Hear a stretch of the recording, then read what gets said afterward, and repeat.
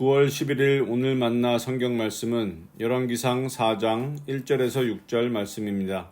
솔로몬 왕이 온 이스라엘을 다스리는 왕이 되었을 때에 그가 거느린 고급 관리들은 다음과 같다. 사독의 아들 아사랴는 제사장이고 시사의 아들 엘리호렙과 아히야는 서기관이고 아힐롯의 아들 여호사밧은 역사기록관이고 여호야다의 아들 브나야는 군사령관이고 사독과 아비아달은 제사장이고 나단의 아들 아사랴는 관리를 지휘하는 장관이고 나단의 아들 사붓은 제사장 겸 왕의 개인 자문관이고 아히살은 국내 대신이고 압다의 아들 아도니람은 강제노역 책임자였다.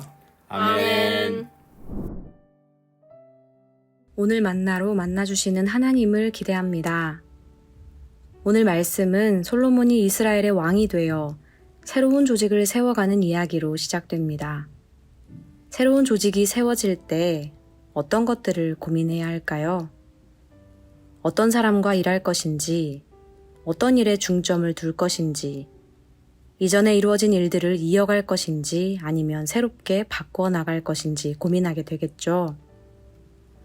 오늘은 솔로몬의 관료 목록을 살펴보면서 우리를 향한 하나님의 마음을 깨닫길 소망합니다. 열왕기상 4장 1절 2절 말씀을 다시 한번 읽어보겠습니다.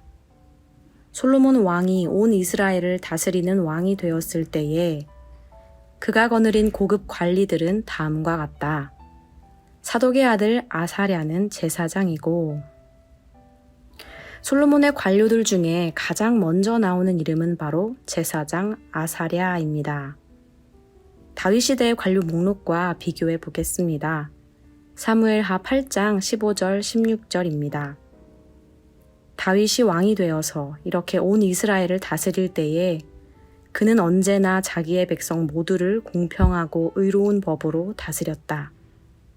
스루야의 아들 요압은 군사령관이 되고 아힐룻의 아들 여호사밧은 역사 기록관이 되고 다윗의 관료 목록은 어떤 이름으로 시작되었나요? 군사령관 요압의 이름이 가장 먼저 나옵니다. 두 목록의 차이점이 느껴지시나요?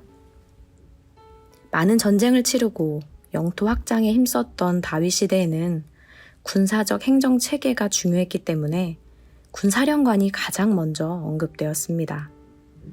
하지만 솔로몬의 관료 명단은 제사장의 이름으로 시작됩니다.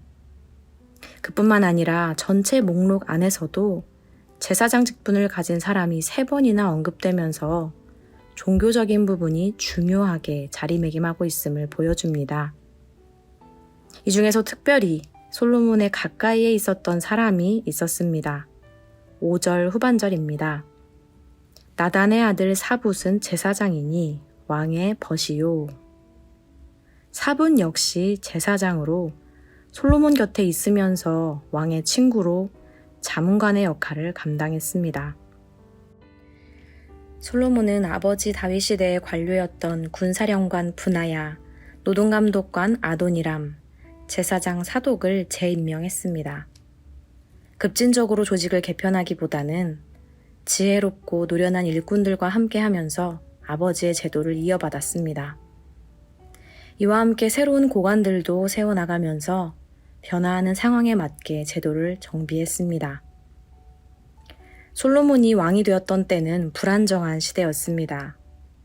다윗의 말년, 아들 아도니아가 다윗의 측근들과 반역을 일으키면서 분열과 위기 가운데 솔로몬이 왕이 되었기 때문입니다. 하지만 솔로몬은 이러한 위기의 상황 속에서도 제사장들과 함께하며 신앙적인 영역을 굳건히 다졌습니다.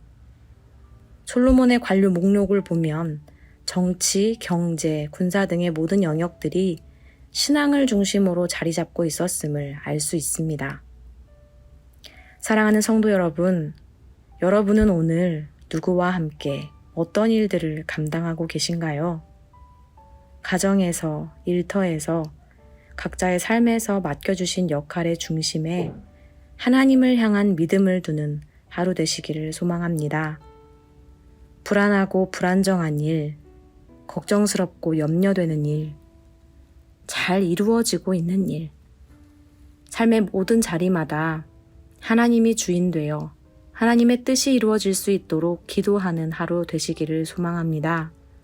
기도하겠습니다. 하나님, 우리 삶의 중심을 되돌아보게 하시니 감사합니다. 오늘 주신 말씀 기억하며 삶의 모든 영역 가운데 하나님을 향한 믿음을 놓치지 않게 하시고 신실하신 하나님을 바라보며 살아가게 하옵소서.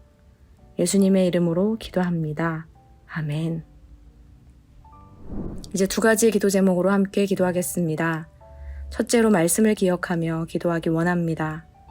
오늘 말씀에 우리의 삶을 비추어 보게 하옵소서. 가정과 일터, 삶터에서 하나님의 뜻을 분별하고 하나님이 기뻐하시는 일이 무엇인지를 돌아보게 하옵소서. 둘째로 해외 선교를 위해 기도하기 원합니다. 선교사님들의 사역 가운데 신실한 믿음의 동역자들을 굳건히 세워 주옵소서. 하나님을 경외하는 사람들이 하나 되어 하나님의 은혜와 사랑을 전하는 사역 이루어가게 하옵소서. 이렇게 기도하신 후에 개인의 기도 제목으로 계속해서 기도하겠습니다.